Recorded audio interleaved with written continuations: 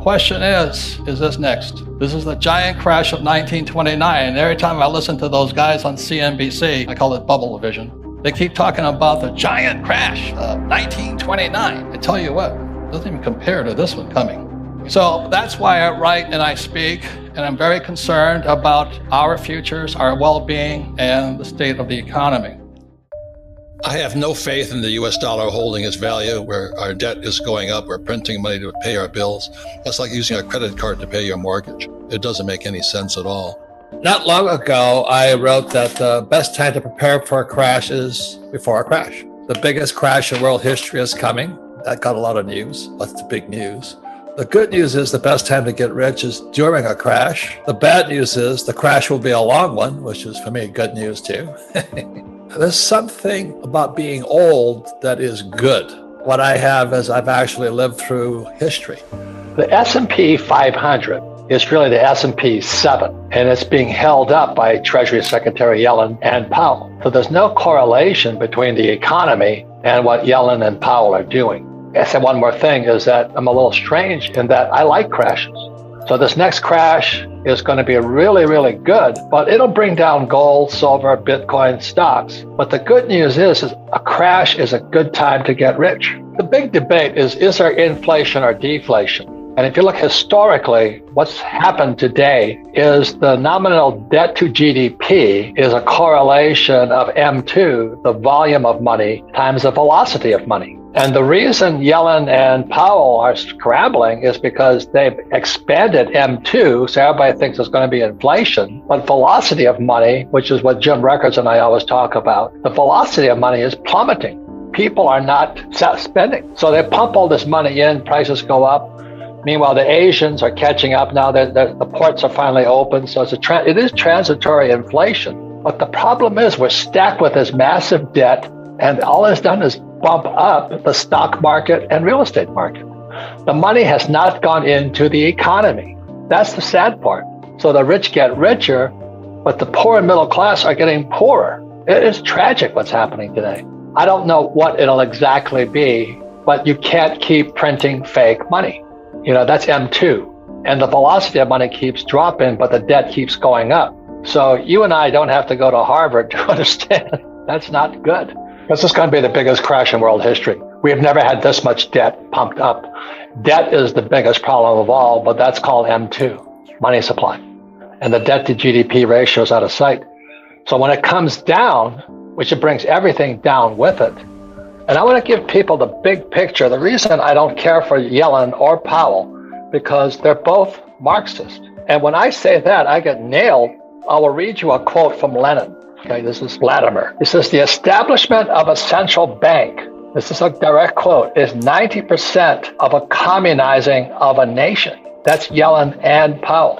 And the other statement from Lenin is, and this is in manifesto here, the best way to destroy the capitalist system is to debauch the currency. I'd say it's desperate people doing desperate things. As you and I know, the stock market, like I said, it's not the S&P 500, it's the S&P 7. And the separation between the stock market and the economy has never been worse. I'm just disturbed because the money is staying only in the investor market. Every time the Fed does something, the Treasury does something, only guys like me get richer. But the money is not going into the real economy. They're not investing. They haven't invested for years in plant and equipment. So we have massive, massive unemployment and underemployment. And that's why I quote Lenin, the establishment of a central bank is 90% of communism. And the best way to destroy a capitalist system is to debauch the currency. That was in 1971 that Nixon took the dollar off the gold standard. So in this book here, I kind of woke up in 1972 as a Marine pilot flying in Vietnam. And I went behind enemy lines in Vietnam looking for gold because it was illegal in 1972 for Americans to own gold. When markets crash, it's the best time to get rich. So I'm getting very excited about a crash coming because the better stocks will come available. Unfortunately, Michelle, there would be massive social unrest. That's what I'm more concerned about, because we have not reinvested. The Fed and the Treasury have only invested in the investor class. They haven't invested in the working class. And the working classes without jobs, without pay, without this, their 401ks are going to get toasted. And that's why I'm more saying I don't like what's happening. I've tuned in to YouTube and all the financial markets 24/7. And that's one of the best things about technology. This COVID thing really pushed up technology. And I love YouTube. I listen to some of the most smart guys on planet Earth. And I was listening to Lacey Hunt, and he's talking about deflation. Then I listen to Rickards, and he talks about deflation. And Yellen and Powell, who work for the Fed and for the Treasury, they both worked for the Fed, which again is a communist organization. He'll say so in here. Time to wake up is what I'm saying. You know, most parents say that the kids go to school and save money and work hard. But in 1970, when I graduated from school, $1 million at 15% interest earned me $150,000 a year. Now, you could live on $150,000 a year back then. Another thing that's happening when people's incomes go down, they become dependent. Now, the U.S. government tells us that poverty has been beaten in America. Well, maybe poverty has been beaten, but what has increased is the entitlement mentality. The attitude that the government and other people should take care of me. So anyway, the reason inflation is going to wipe out people is because the average person is a consumer. So everybody talks about, I want to, T-bone steak is this now, and gasoline's this, and toilet paper is that, and all this. But that's because the Fed are protecting the bankers. That's why I feel for the working class people. I think it's criminal that our school system is part of Marxism. There's no financial education in schools, and it's not a mistake. So I've been saying this since, my first book was, if you want to be rich and happy, don't go to school. This was long before Rich Dad Poor Dad. But today we can see what's happening. And people are still saying, it's because the container ships aren't being discharged in Long Beach Harbor and all that. And I went to school. I can drive those ships. I have a third mate's license to drive ships and fly planes. But anyway, it's all BS. So the people who are complaining about inflation, just know it's because the Federal Reserve Bank, the U.S. Treasury, which is Janet Yellen, who was also head of the Federal Reserve Bank, they're as corrupt as they come. They're communists. They're frickin' communists, and we worship them. This is what's sad. The Fed should have let those guys fail, but they kept them afloat. Every time they made money, it created more debt. It just created more fake money. And America got poor. The deficit kept going up because they had to have that toing and froing. Triffin's dilemma, plus Schumpeter, which is that capitalism is destructive. The whole system is based upon if a dollar comes in, they've got to lend it out. And the collateral's going bad now. So that's why he says it's going to be deflation, not inflation. But the Fed has got to keep the illusion that there's inflation.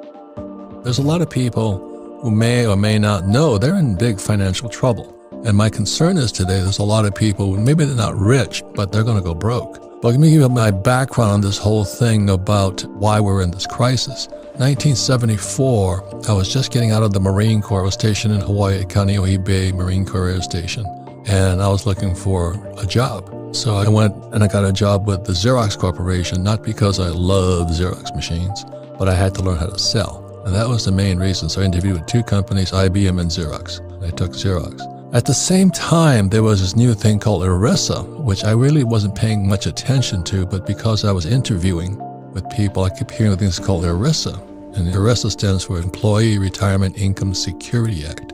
And every time they say the governments tell you they're going to secure your retirement, you know it's toast. I mean, I don't trust my government as far as I can throw it, and you can't throw it anywhere. So ERISA then led to this thing called the 401k. So over the next couple of years, like say 74 to like 78, I saw this exodus of school teachers leaving the profession, because my whole family of school teachers, and they were becoming financial planners. It sounded good, like they were experts and all this.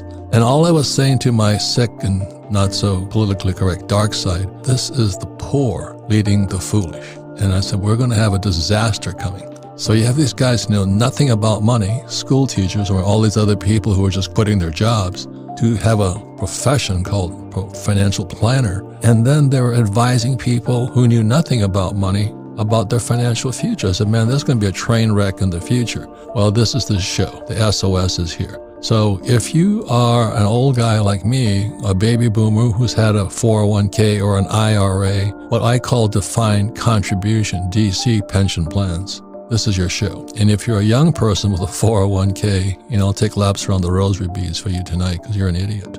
So this is what this show is about, because you might be in financial trouble. Your parents or your grandparents might be in severe financial trouble today because that 1974 Act, the ERISA Act, which led to the 401k and these IRAs and Roth IRAs, was specially designed for people who want to be told what to do. Go to school, get a job. Dave Ramsey's a friend of mine, and he says live debt-free. And truthfully, most people should do that, but I would never do that. Debt is money. So I come from the other side of the coin. It's all coins of three sides, heads, tails, and the edge.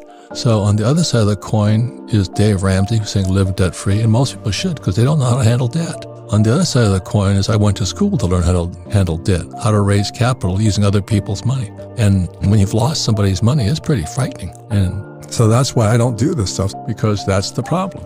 You got conditioned to be led by foolish people who tell you what to do with your money. And I meet so many young people, I got a great job. It's got a 401k. I drop to my knees and take laps around the rosary beads. I said, this person's in severe trouble down the road. So with that, as you know, the markets are crashing. Our debt to GDP ratios are now like 125%. It's never been this high. We're the biggest debtor nation in the world, and people are in trouble. I don't really know what's going to happen, but something has to give. You just cannot keep printing money to solve financial problems. But if you awaken your financial genius, greed is good. I mean, getting rich is fun. It's the most fun game I play. And the reason I like it is because markets go up and markets go down. It's like life. And it's just real life. But most people, so awaken your financial genius and take control of your financial future. So that's what happened for me, was that when having a rich dad and a poor dad, I saw my poor dad, a PhD from Stanford and Chicago and University in Northwestern. He was just so content to have a PhD and a job and a government pension. Government pension is kind of a defined benefit plan where you guaranteed a paycheck for life. That's defined benefit. And that's why so many people are government employees, which is why our government's going broke. Got all these people who get a government job for the defined benefit pension plan. We all know that. We know you're cowards. And, you just want to be told what to do and have somebody take care of you, give you a bottle of milk, which is no baby formula in it, unfortunately, but you're sucking on the nipple of the government, and the government's broke. That's a defined benefit pension plan. And then in 1974, they shuffled off to Buffalo all the baby boomers into defined contribution, which meant you had to contribute to it. And if it was there when you retired, good luck. You were lucky. But if it's not there, and that's what we're saying with this SOS show, it might not be there. Our education system is so corrupt, broken, and woke right now. But most academics have this point of view. I'm not interested in money. There's a self-righteous, stupid, underlying attitude, because I grew up with them. I'm not interested in money. I'm just going to do a good job for the kids because my whole life is dedicated to the kids. Well, why don't you educate them about money? Well, because I'm not interested in money. And there's this underlying mantra I've heard in so many people who are government employees. I'm just not interested in money. It's the biggest bunch of crap I've ever heard, because they're the first guys that fight when you take their paycheck away. And they'll sell their soul for their paycheck. But given the state of the economy, the stock market, and the war in Ukraine, and inflation going through the roof, and Elon Musk laying off 10% of his workforce, we're talking about what you can do now given the state of the economy. And if you're praying for your retirement, let's say you're 65, you might be in serious trouble. I think in the baby boom generation, they're out of time. There's a very big difference because time is a big factor in this whole thing. So it's good. The crypto guys are learning it early. But the problem with our generation, my generation, was we came of age around, let's say, 1970. Nixon took the dollar off the gold standard, and all we knew was a boom economy. Even right after 2008, they just printed more money and it kept booming. But that's why I said our debt to GDP is now 125%. It means for every dollar we bring in, we can't cover it. Our tax dollars can't cover it. So they keep borrowing more money. Not really borrowing more money, but kind of propping the market up. Yeah. And now we're at the end of the line. But after you kind of realize what was going on in the stock market, all markets boom and all markets bust. But this could be the biggest bust in world history. It's a global bust. We might have a global depression again. I grew up in a family of government employees, and their whole thing is this self-righteous attitude is, I'm not interested in money. I just want to do a good job for the community. Biggest lie I ever heard. You try to take their paycheck away, they fight like dogs. They'll bite you in the hand. You know, I mean, it's the biggest lie. And so many people will sell their soul now. They'll do anything to keep that job, but they're not interested in money because money is the root of all evil, you know? And that's what I hear going on all the time. So anyway, I started this whole thing off is when financial planners became the fad new profession, you know, every school teacher, not every, but, you know, they were just leaving in droves. Poor leading the blind. It's just shocking what's happened. Our problem is education. I mean, it's so hardcore Marxist right now. That is the communist game plan. It has always been to invade higher education. Yeah. So in 1930, the Frankfurt School sent teachers to Columbia University in New York, and that's when the student protests began. And America became communist through our education system. I'm making more money than ever before today, but because I am a proactive investor. I was just saying to John, I just sold 2 properties that we made quite a bit of money on. And I said, where do you put your money? Well, you put it in cash. I bought Wagyu bulls, you know, breeding bulls. This is a Japanese breeding bull, which I always wanted to be, but never got there. But anyway, I'm in the food business now. And I'm in the oil business, not stock business. I don't trust stocks or bonds. I never have. I don't have any. Well, I do have some, but they're companies I took public. But I am proactive. And most people, like you say, want to be told what to do. So I write about what I do in all my books. There's a difference there. So I just said just recently I sold 2 pieces of land. I made $400,000 and I'm putting it into Wagyu cattle and cows. And next May, they drop more cattle. So it's called cash flow, you know.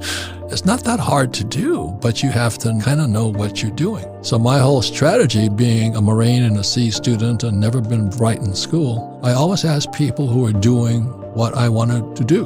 So my friend who is investing in the bulls, that's what he does. He invests in bulls. And this bull is $500,000. And he breeds, you know, probably several hundred cows a year. And think of all the calves that drop from that. That's leverage. You know, I just kind of like the whole formula and I like to eat. Now, if you don't like to eat beef, chew on some celery. You know, I don't really care. But you get your little personal dignity up there and you miss the whole point here. Invest in what people need. People need oil. I invest in it. People need housing. I invest in it. People need food. I invest in it. There's a very big difference, but I invest with people who are doing what we invest in. There's a certain female that's famous on television, especially PBS. Jesus, cut up your credit cards and live below your means and diversify. I call diversification, de-worsify. You know, just de-worsify your account. So this person was charged or something, right? And we won't mention her name. I think it was a debit card fraud, amongst other things. I sit there and watch all this horror show going in front of us. And then so many people are being trained because they go to school, tell me what to do. It's why 78% of people, working adults, these aren't homeless people, are living paycheck to paycheck. That's why. Tell me what to do. So let me give you an example. You know, Dave Ramsey is a friend of mine. His advice is solid. You know, live debt free. But the other side of the coin is somebody like me. And what I studied was how do I use debt as money? Because debt became money in 1971. You know, so I learned how to borrow money because debt is tax free. Then I invest in property. And then I get my income tax-free because appreciation, depreciation, and amortization, these are tax laws. But that takes study. You don't just do it overnight, but you got to study. If you want to be told what to do, just listen to the TVs and pray. I mean, the buy, hold, and pray, I call it.